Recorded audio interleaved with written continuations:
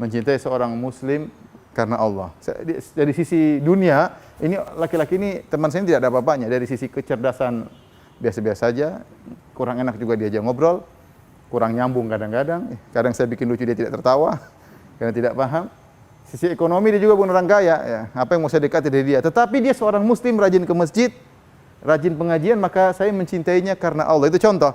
Mencintai manusia itu bukan perkara tabii. Saya cinta sama istri, saya cinta sama kakak. Tapi saya mencintainya karena Allah. Itu menjadikan cinta saya berpahala di sisi Allah Subhanahu Wa Taala. Ya.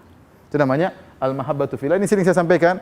Bagaimana perkataan seorang Majnun Laila, ya, yang dia berkata dalam syairnya, amurru ala diyari Laila, uqabbilu dzal jidara wa dzal jidara. Wa ma hubbud diyari syaghafna qalbi walakin hubbu man sakana diyara. Kata Majnun Laila, aku melewati suatu kampung, kampungnya Laila. Aku pun mencium tembok-tembok yang ada di kampung tersebut, ya.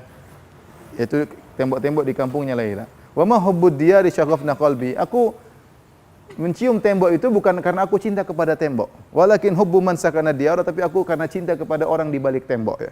Siapa si Laila di balik tembok tersebut?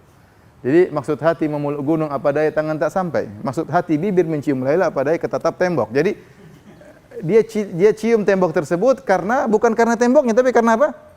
Laila. Itu namanya mencintai karena sesuatu. Dia mencium tembok bukan karena cinta kepada tembok tapi cinta karena ada yang di balik tembok. Nah, kita kalau ingin menjadikan kecintaan kita bernilai pahala di sisi Allah, kita harus menjadikan cinta-cinta tabiat tadi karena Allah Subhanahu wa taala, ya. Contoh misalnya saya punya rumah besar. Kenapa saya cinta rumah saya? Rumah saya ini alhamdulillah dengan rumah ini saya bisa berbakti sama orang tua, dengan rumah ini saya bisa bikin pengajian di rumah.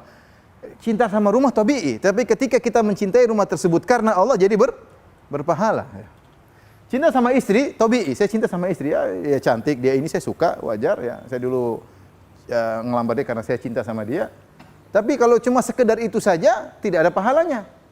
Tapi ketika saya cinta dia karena Allah menyuruh saya menyayangi istri, karena Allah menyuruh, karena Allah, maka cinta saya kepada istri saya bukan cuma cinta tabii, bahkan bernilai menjadi cinta yang syar'i, berpahala di sisi Allah Subhanahu wa taala. Paham? Seperti itu, ya. Seperti itu. Seorang suka dengan perdagangan, dia berdagang, dia dapat untung banyak, wajar punya harta. Wa amwalun iktaraftumuha, kata Allah, dan harta yang kalian hasilkan, orang senang. Tapi kalau dia niatkan saya berdagang supaya saya bisa ini, saya bisa menyumbang sana, saya bisa sana, dia cinta dengan perdagangan tersebut karena dengan perdagangan ini dia bisa dekat kepada Allah, dia bisa umroh, dia bisa haji, dia bisa mengumrohkan orang, dia bisa menghajikan kerabatnya, dapat pahala. Dapat pahala.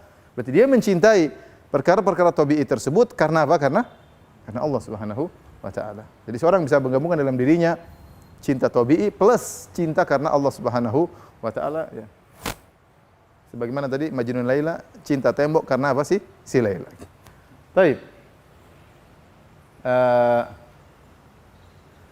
Sekarang bagaimana kita menjadikan cinta tanah air berpahala di sisi Allah Subhanahu wa taala? Itu kan yang kita membahas. Gimana kita cinta NKRI ini supaya bernilai pahala di sisi Allah Subhanahu wa taala.